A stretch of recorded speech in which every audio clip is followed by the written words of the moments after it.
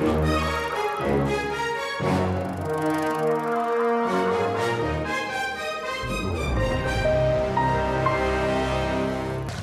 à tous et bienvenue au 66e Festival de Cannes. Et qui dit événement spécial dit émission spéciale, avec aujourd'hui 2 présentatrices pour le prix d'une. Voici Eve Jackson qui présente le journal de la culture sur le canal anglophone de France 24. Oui, parce que le Festival de Cannes, c'est un rendez-vous international. Avec cette année pas moins de 20 films en compétition, dont certains en provenance de Chine, du Mexique et même du Tchad. Et pour commencer, on a un roi du cinéma, non pas les Britanniques, mais les Américains. Avec une super production made in Hollywood, l'adaptation pour le grand écran de Gatsby le Magnifique par Baz Luhrmann.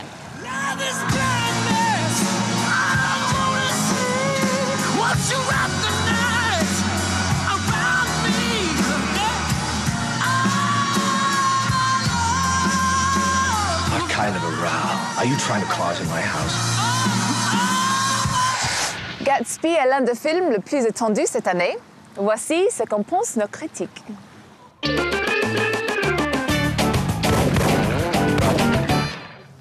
Je nourrissais des craintes pour le Gatsby de Baz Luhrmann qui nous a habitués à quelques horreurs, mais je trouve finalement qu'il nous épargne de l'indigestion. Leonardo DiCaprio interprète quand même un bon Gatsby et Joel Edgerton qui joue Tom Buchanan est plutôt bon également. Moi, pour ma part, je trouve que c'est un film d'ouverture qui remplit quand même assez bien sa mission. Alors si la mission c'est de faire une belle montée des marches, je suis tout à fait d'accord avec vous. C'est un peu ça aussi. Si la mission est de projeter un grand film, ce qui est rarement le cas, parce que généralement ils sont en compétition, les grands films, pour moi c'est pas le cas, je trouve que c'est quelque chose de très indigeste. Alors, il y a une dimension grotesque qui, à mon avis, est volontaire, oui, qui est assumée, mais qui est tout à fait réussie parce que le film est parfaitement grotesque. Maintenant, il y a une musique qui est insupportable et il y a cet effet 3D qui n'apporte rien au film. Et ça, je trouve ça vraiment dommage parce que si c'est un film sur la mélancolie, le passé, la nostalgie, le passé, là, il y a une volonté de modernité qui va dans le mur. En tout cas, une chose met tout le monde d'accord, Leonardo qui retrouve Baz Luhrmann, 17 ans, après Roméo et Juliette.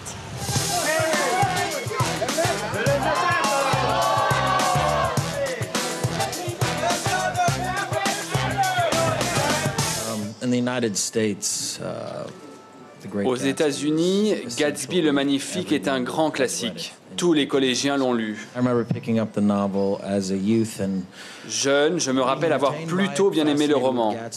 J'étais surtout fasciné par Gatsby, mais pas autant que dans l'imaginaire de Fitzgerald. Il y a quelques années, Baz Luhrmann m'a fait découvrir une première édition du livre en disant qu'il voulait en faire un film, et là l'histoire a pris un tout autre sens pour moi.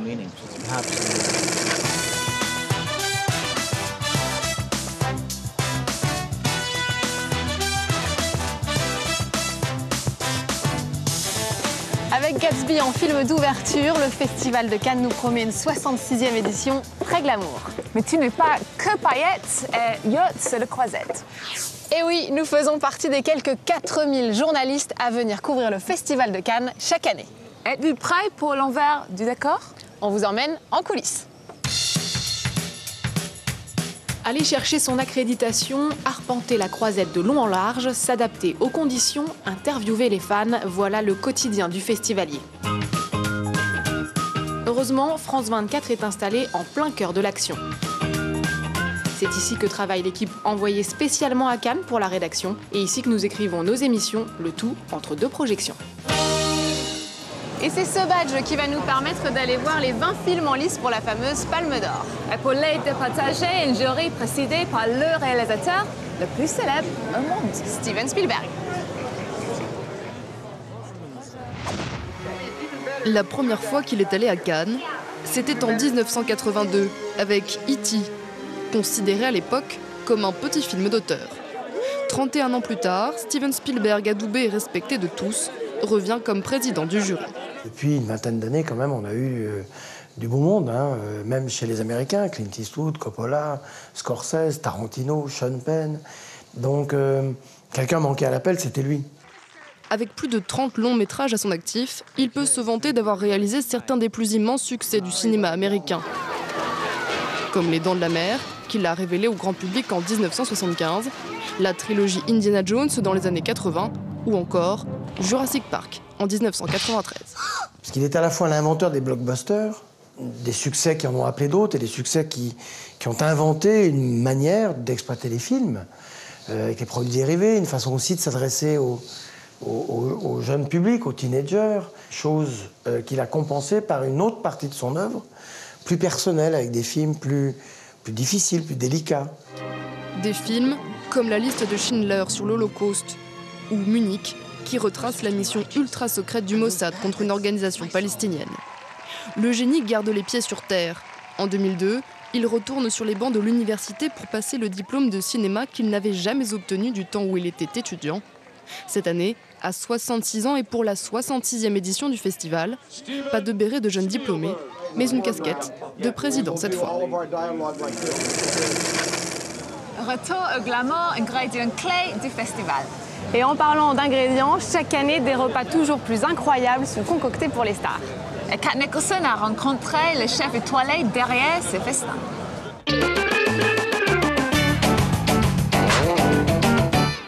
Les stars du monde entier sont à Cannes pendant le festival, mais les chefs étoilés français sont les vedettes dans la cuisine.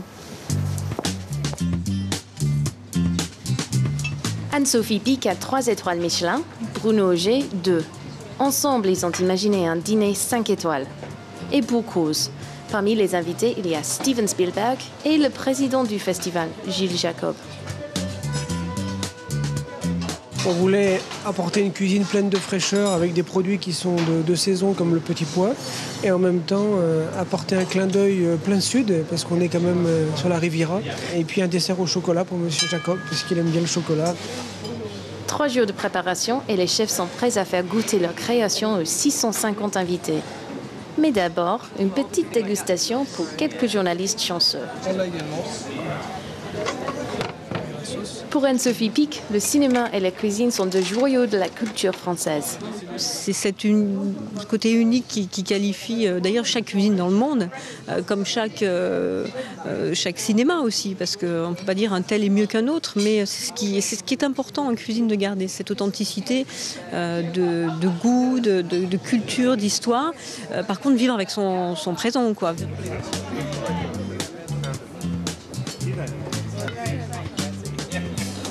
Et voilà un petit avant-goût des délices à venir. Si les films sont à la hauteur des repas, c'est plutôt bon signe. Alors bon festival et bon appétit. Et voilà, c'est la fin de cette première émission depuis le Festival de Cannes. Pendant 12 jours, France 24 va vous faire vivre en anglais, en français et même en arabe tous les temps forts de cette 66e édition. Merci à tous d'avoir été avec nous. Et à très vite.